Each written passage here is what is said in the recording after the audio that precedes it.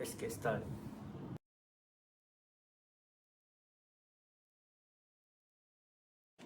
Haber-Bosch process, which also known as Haber ammonia process or synthetic ammonia process.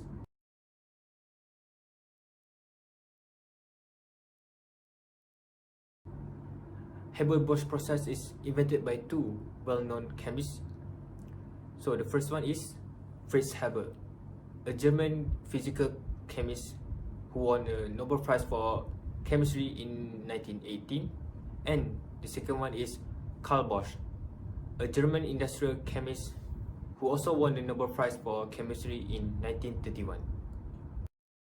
Haber-Bosch process is a method of directly synthesizing ammonia from hydrogen and nitrogen. It directly combines nitrogen from the air and hydrogen under extremely high pressure and moderately high temperature. This process was the first industrial chemical process to use high pressure for chemical reaction. This process also made the manufacture of ammonia to be economically feasible.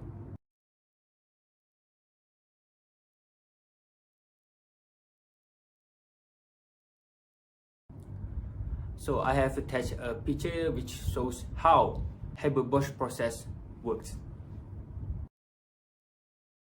So this is the chemical reaction that we can derive from the process. The process is a reversible reaction, and there are three conditions, which is iron as catalyst, and the temperature must be between 450 to 500 degrees Celsius, and the pressure must be in between 150 to 200 atmosphere.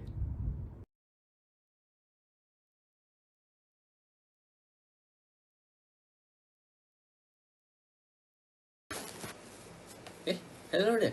I could see that you have already finished from the hadith part, which is the introduction of the Haber-Bosch process. And then before I start my presentation, I'd like to wish to all my Muslim friends a happy Eid Mubarak. And then, without wasting our time left, I would like to give a presentation about the methane steam reforming and the methanol synthesis. Okay, based on the slide here, we have got the methane plus with water, and then we could get the carbon monoxide and the hydrogen gas. And then there are several conditions we must obey in order to do this experiment. And then we have to get the temperature around 1273 Kelvin. And then we could also use the nickel as a catalyst to speed up the reaction. And then the enthalpy of reaction is 200 kilojoule per mole. And then based on this enthalpy, we could see that the reaction is an endothermic reaction, and it is absorbing the heat or the energy from the environment. Then we have got the methanol synthesis, and then this is the equation. The carbon monoxide plus with the hydrogen, we could get the methanol, and the enthalpy of the formation is a negative 91 kilojoule per mole. And based on this enthalpy, we could see that the reaction is an exothermic reaction, and it is releasing the energy to the environment. So there are several conditions for this experiment to occur. So the first one is the temperature must be around 200 to 300 degrees Celsius, and the pressure must be around 10 megapascal. And to speed up this reaction, we could also use the copper oxide or zinc oxide to lower the energy activation. So I think that's all from me. There are some more information that I had left on the slide that you can read. Thank you.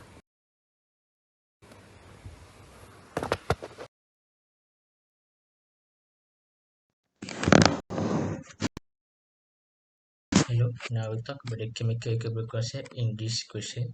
What is chemical equilibrium? Chemical equilibrium is a condition during a reversible chemical reaction in which no net change in the amount of reactant and products occur. So I will move to the reforming process, which is CH4 plus 2H2O will form CO plus 3H2. So this enthalpy reaction is about 205.896 kg per mole and it's an endothermic reaction. Therefore, the equilibrium position will shift to the left.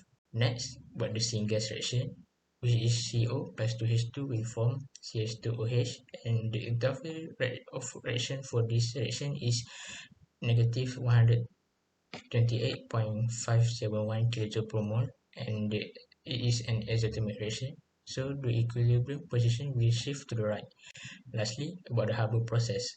Haber process is N2 plus 3H2 will form 2NH2, and the enthalpy of reaction is negative 92 kg per mole, and it is an exothermic reaction. Therefore, the equilibrium position will shift to the right.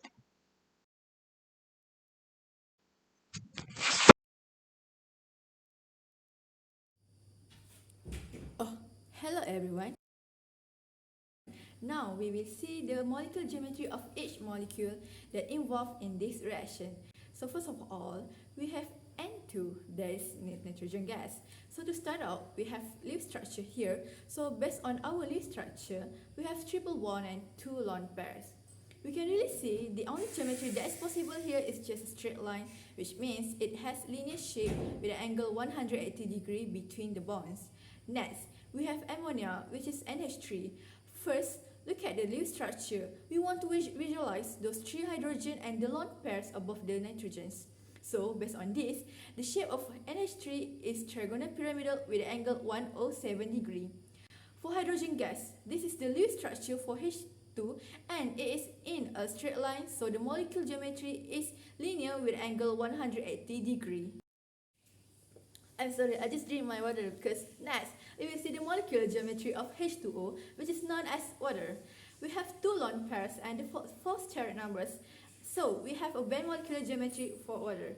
We can see that the bond angle is 109.5 degree. So, let's move on to this H4. Methane has the steric number of 4 and we don't have any lone pair. So we have the tetrahedral shape and the bond angle for CH4 is gonna be 109.5. Let's take a look at the molecular geometry for CH2OH. That is methanol. So we start with our Lewis structure.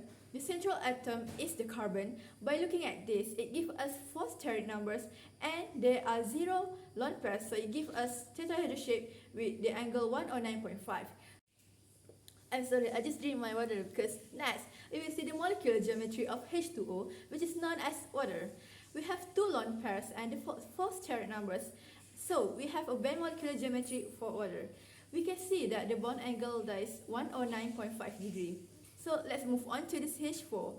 Methane has the steric number of 4 and we don't have any lone pair. So we have the tetrahedral shape and the bond angle for CH4 is gonna be 109.5. Let's take a look at the molecular geometry for CH2OH. That is methanol. So we start with our Lewis structure. The central atom is the carbon. By looking at this, it gives us 4 steric numbers and there are 0 lone pairs, so it gives us tetrahedral shape with the angle 109.5. So the last one, which is carbon monoxide, it has triple bond, same with nitrogen, so it gives us straight line. So the shape is linear with the angle 180 degree. So that's all the molecular geometry that involved in this reaction. Let's move on to the next person. Let's move on to the next person. Now, let's continue with the calculation of enthalpy for all three reactions. First, let's begin with the reforming reaction. And as you can see in the table, we have the enthalpy of formation for all compounds involved in the reaction. And first, we have to write the balance equation for the reaction, which is CH4 plus H2O will produce 3H2 plus CO. Using the formula of sum of the reforming enthalpy is equal to the sum of product enthalpy minus the sum of the reactant enthalpy. We will get this working, and we will have the value of the enthalpy for the reforming reaction as 205.896 kJ per mole. And this reaction is endothermic reaction since the value of Now, we shall continue with the calculation of the enthalpy of the synthesis gas. As you can see again in the table, we have the enthalpy of formation for the compound involved in the reaction. And now, we have to write the balance equation for the reaction, which is this. CO plus 2H2 will produce the methanol. And again, using the same formula, the sum of the reforming enthalpy is equal to the sum of the product enthalpy minus the sum of the reactant enthalpy. Here is the working, and we have the value of the enthalpy as negative 128.57 kJ per mole. And this reaction is exothermic as the value of enthalpy is negative.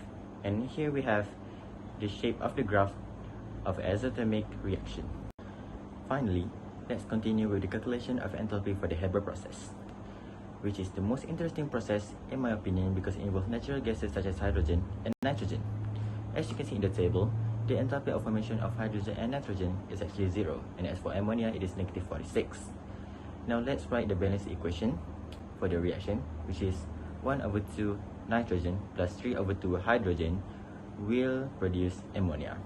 And as we multiply the equation by 2, we will get 1 mole of nitrogen react with 3 moles of hydrogen will produce 2 moles of ammonia with the enthalpy of negative 46.0, which will be times by 2. And the new enthalpy will be negative 92.0 kJ per mole. As we reverse the above equation and the whole reaction, we will get the value of enthalpy also be reversed from negative to positive. So the new enthalpy will be positive 92.0 kJ per mole. As the forward reaction is exothermic, we will have the reverse reaction as endothermic. And we will get the enthalpy change for the reaction of the reverse reaction is 92.0 kJ per mole. That will be all from our group.